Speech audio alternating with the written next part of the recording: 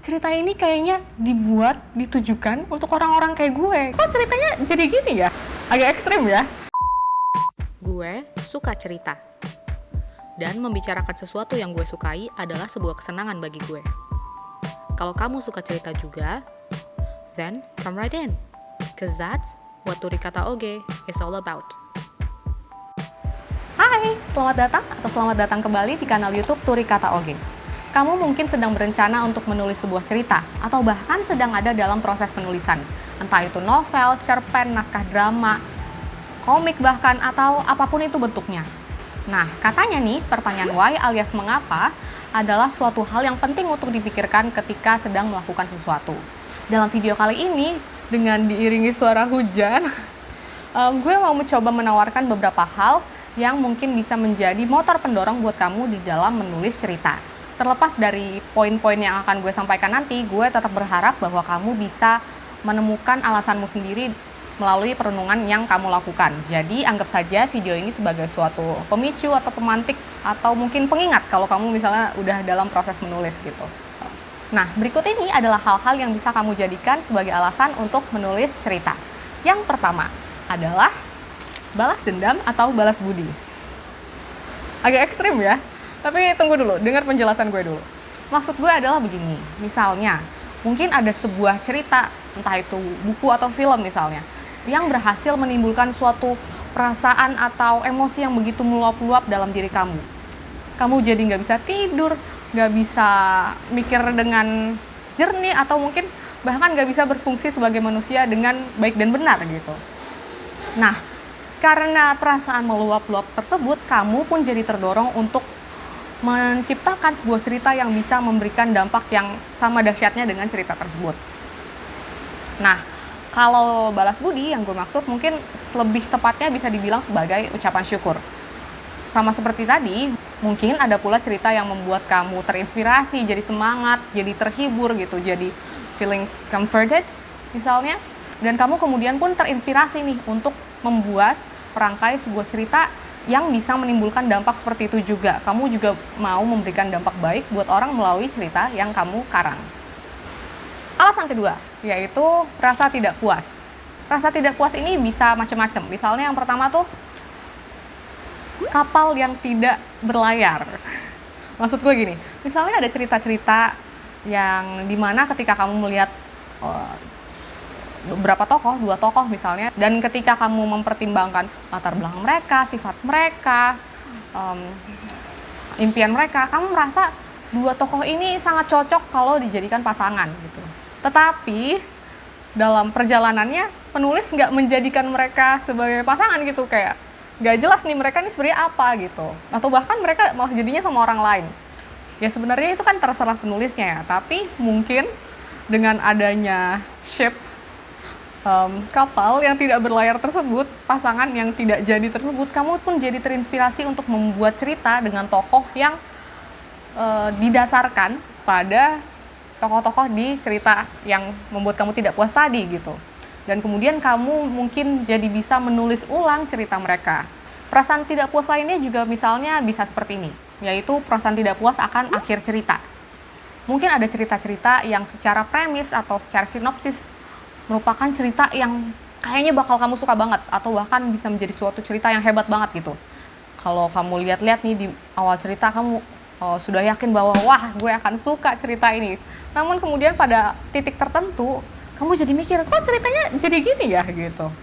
Dan kamu merasa kayaknya ada hal-hal yang bisa dilakukan atau dituliskan oleh sang penulis supaya membuat ceritanya lebih menarik atau lebih masuk akal atau lain sebagainya gitu. Nah, mungkin kamu bisa menantang dirimu sendiri juga untuk membuat cerita yang premisnya mirip dengan cerita tadi itu, tetapi kemudian kamu masukkan hal-hal yang menurut kamu akan membuat cerita tersebut menjadi lebih menarik, lebih masuk akal, atau bahkan jadi lebih bermakna. Alasan ketiga adalah mengeksplorasi gagasan. Misalnya gini, ketika kamu bersekolah atau sedang kuliah gitu, pasti ada teori-teori atau konsep-konsep yang sudah kamu pelajari.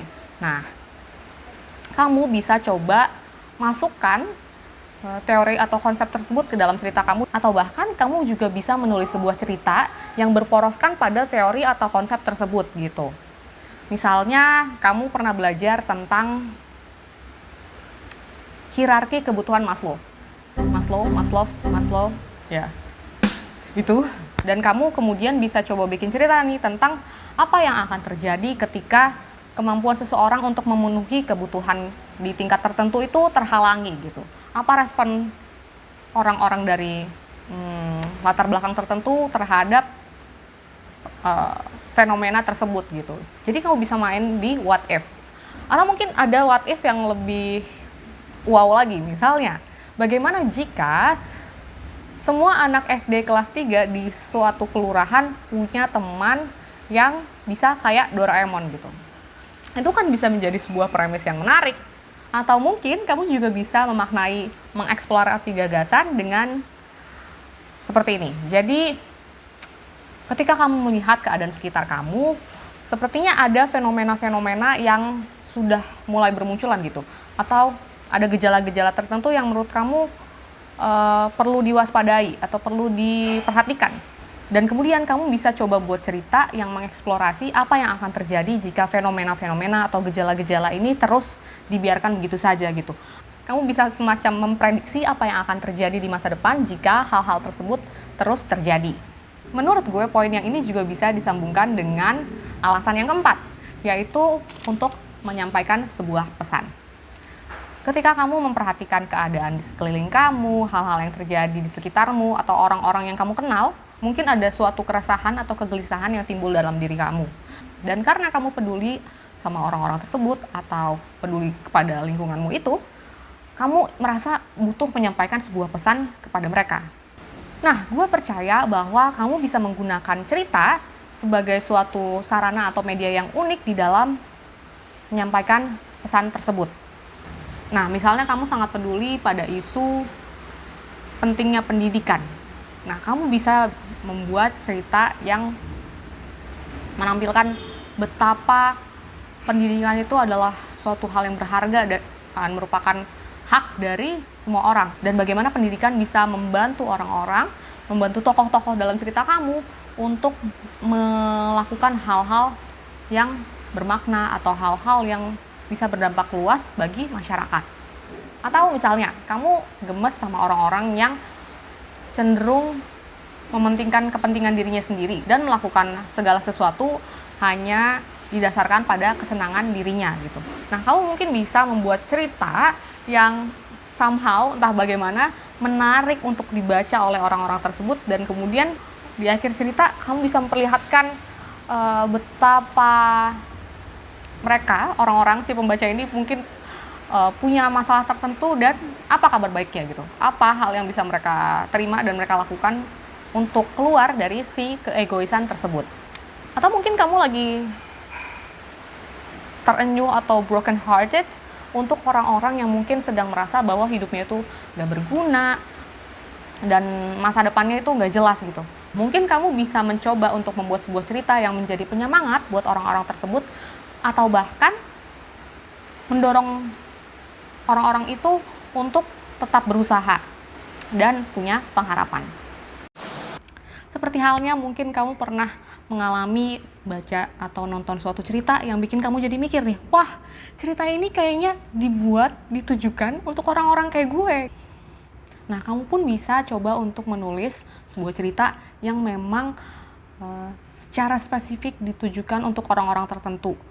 Bahkan mungkin akan sangat membantu kamu untuk jadi semangat menulis jika kamu bisa membayangkan satu orang aja minimal secara spesifik yang emang ingin kamu berikan pesan tersebut.